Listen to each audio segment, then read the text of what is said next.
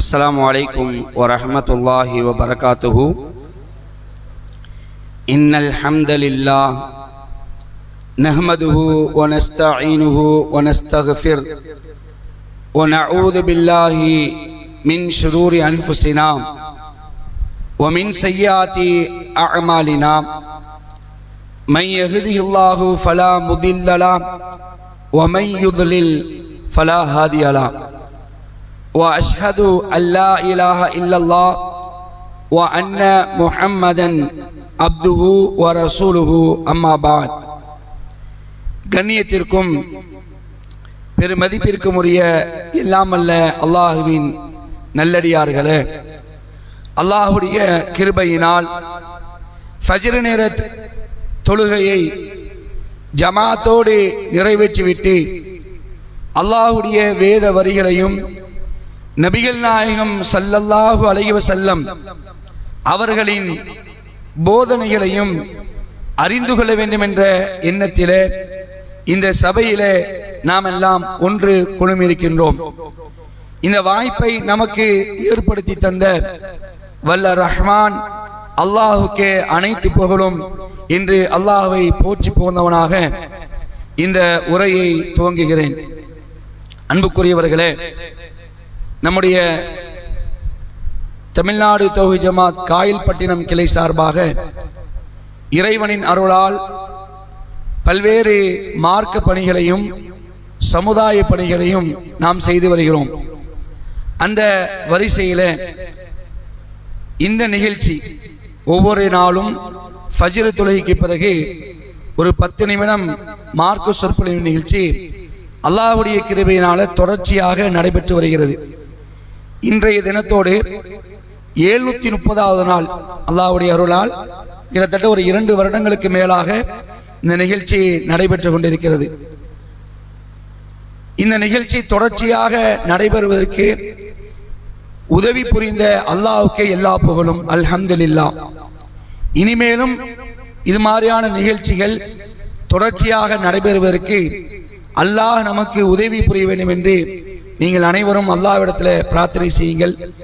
இதன் மூலமாக நன்மையை அடையக்கூடிய மக்களாக நாம் அனைவரும் இருக்க வேண்டும். மார்க்கத்தை அதன் தூய வடிவத்திலே தெரிந்து கொள்ளக்கூடிய மக்களாக இருக்க வேண்டும் என்பதையும் இந்த தருணத்தில் முதலாவதாக உங்களிடத்தில் நினைவுபடுத்தி கொண்டு என்னுடைய உரையை துவங்குகிறேன். அன்புக்குரியவர்களே, உலகத்தில் வாழும் பொழுது நமக்கு பல்வேறு சங்கடங்கள் ஏற்படுகிறது. அதாவது உலக வாழ்க்கையை பொறுத்த வரைக்கும் இன்பமும் துன்பமும் கலந்ததுதான் வாழ்க்கை. இன்பத்தை ஏற்றுக்கொள்ளக்கூடிய மனிதர்கள் துன்பத்தின் பொழுது ஒரு சரியான நிலையில் இருக்காத ஒரு சூழலை நாம் பார்க்கலாம். அதை தாங்கிக் கொள்ள முடியாத ஒரு நிலை, விரக்தியுடைய உச்சிக்கு சென்று ஒரு கட்டத்தில் தன்னுடைய உயிரையே மாய்த்து கொள்ளக்கூடிய அளவுக்கு சென்று விடுகிறார்கள்.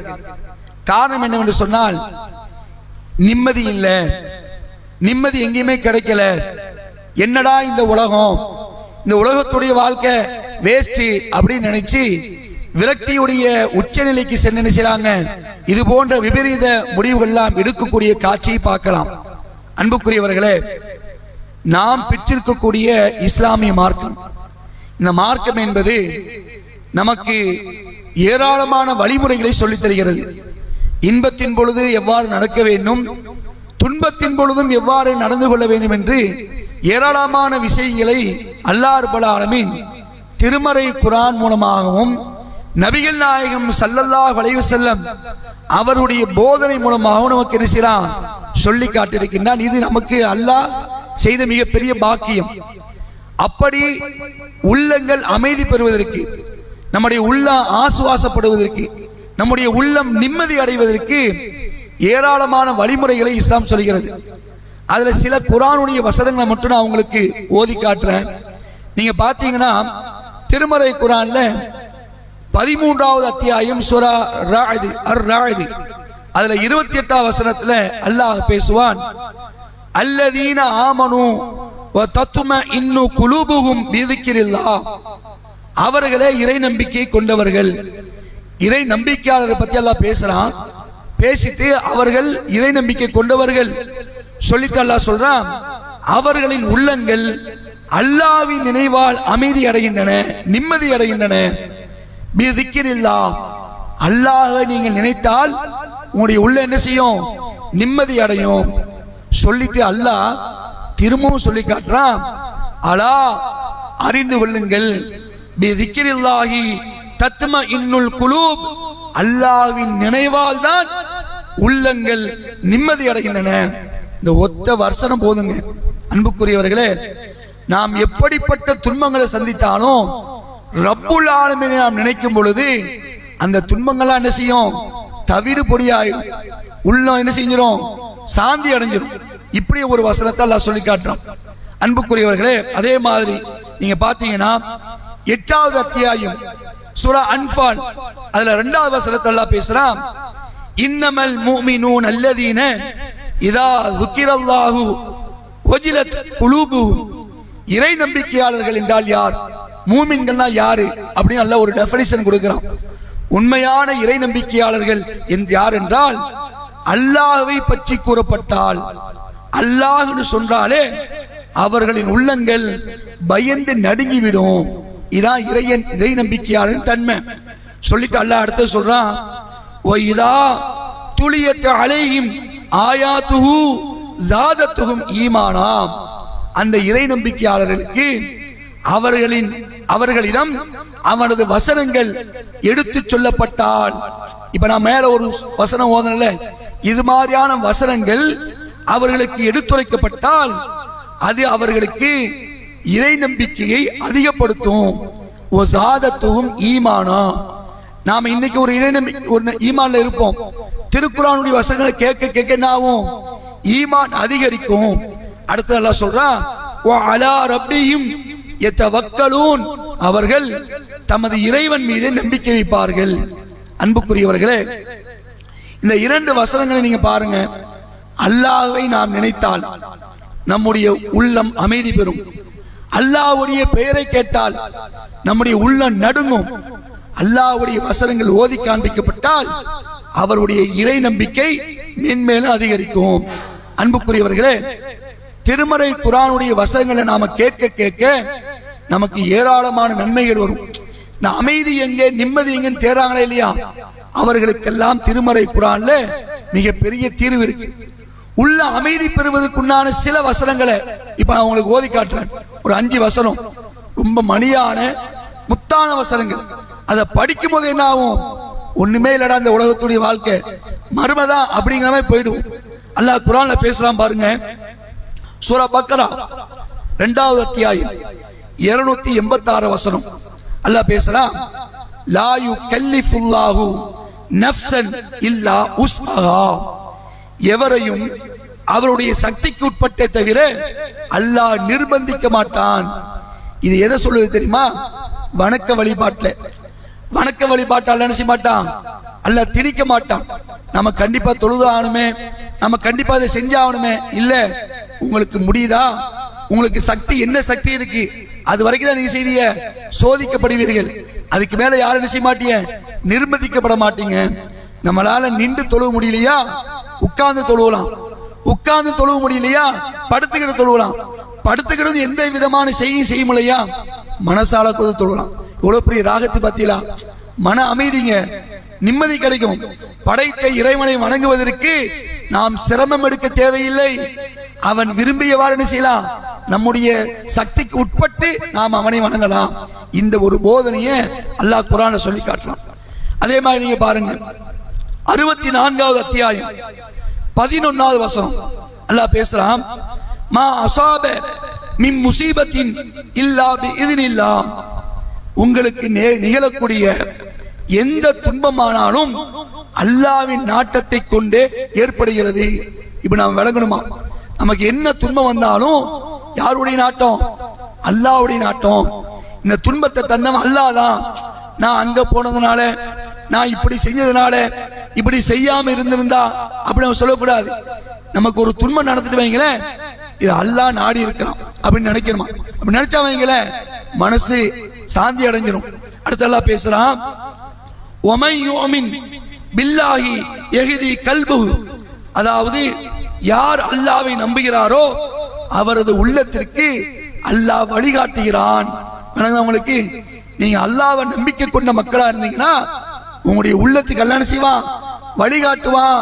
நீங்க நிம்மதியை தேடி அலைஞ்சி செல்ல தேவையில்லை, அல்லாஹ்வே என்ன செய்வான், உங்களுக்கு வழிகாட்டுகிறான்.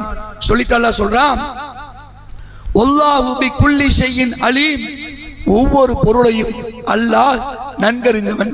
இந்த வசனம் பாருங்க, உள்ள அப்படியே அமைதியாகும். நமக்கு என்ன துன்பம் நடந்தாலும் என் இறைவனின் நாட்ட பிரகாரம் நடக்குது, அதை நான் பொறுத்துக்கிறேன் என்று அல்லாஹ்வின் மீது நாம் அசைக்க முடியாத நம்பிக்கை வைத்திருந்தோம் என்று சொன்னால் அல்லாஹ் நம்முடைய உள்ளத்துக்கு என்ன செய்வான், ஒரு வழியை காட்டுவான். இது ஒரு வசனம். அதே மாதிரி பாருங்க, 3வது அத்தியாயம் 139 சூரா ஆலு இம்ரான். அல்லாஹ் பேசுறான், சில பேர் துன்பங்கள்லாம் வந்த உடனே அப்படி உடைஞ்சி ஒரு மாதிரி ஆயிடுவாங்க, என்னடா வாழ்க்கை அப்படின்னு போய்வாங்களே இல்லையா. அப்படிப்பட்ட நிலையில் இருக்கிறவனுக்கெல்லாம் அல்லாஹ் ஒரு வாசகத்தை சொல்லி காட்டுறான். என்ன சொல்றான், வலா தஹினு வலா தஹ்சனு வ அன்துமுல் ஆலவுன இன் குன்தும் மூமினீன், நீங்கள் மனம் தளராதீர்கள், மனசரிசனையாருங்க, தளர்ந்து விடாதீர்கள், கவலைப்படாதீர்கள், இறை நம்பிக்கையாளர்களாக இருந்தால் நீங்களே மேலோங்குபவர்கள். 2 லைன் தாங்க வார்த்தை பார்த்தீங்களா, மனசு தளர விட்டுறாத, அதே மாதிரி கவலைப்படாதீங்க. நீங்க உண்மையான இறை நம்பிக்கையாளர் இருந்தீங்கன்னா நீங்க தான் டாப்ல போவீங்க. இந்த வசனத்தை ஒரு தடவை ஒரு வசதி படைத்த ஒரு சகோதரர், அவருக்கு கடுமையான நெருக்கடிங்க, கடன், நிறைய கடனாகி வசதியா இருந்தவர் கடுமையான ஒரு நெருக்கடிக்கு ஆளாயிட்டார். கடுமையான மனவேதனை இருக்கும் பொழுது அவர் ஒரு சாலையில பயணம் செஞ்சிருக்கிறாரு.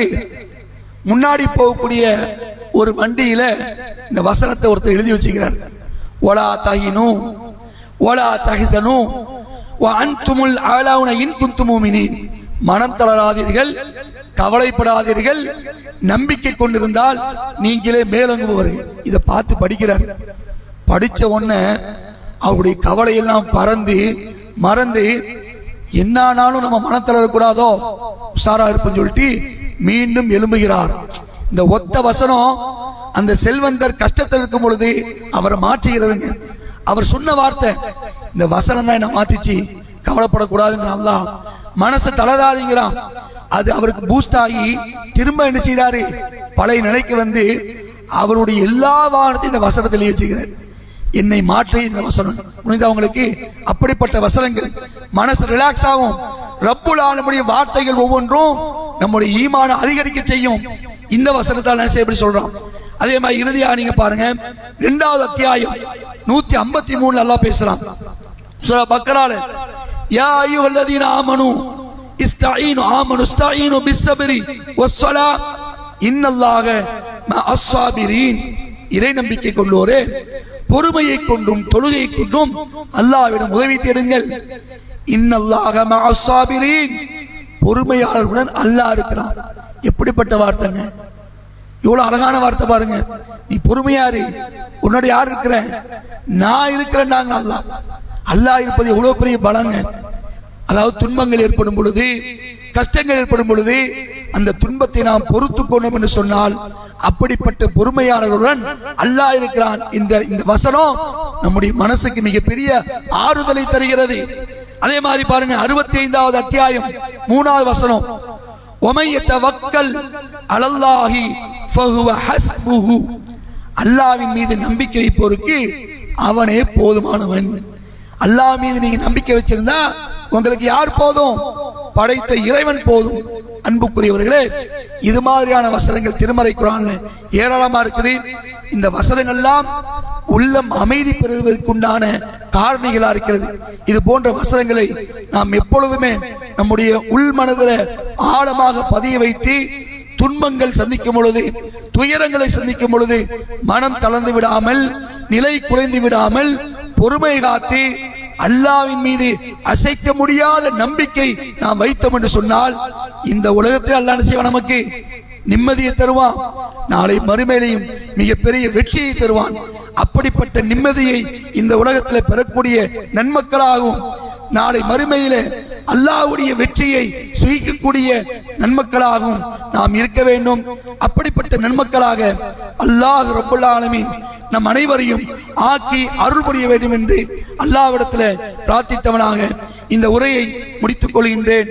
வா ஆகிர் தாவானா அனில் ஹம்துலில்லாஹி ரப்பில் ஆலமீன்.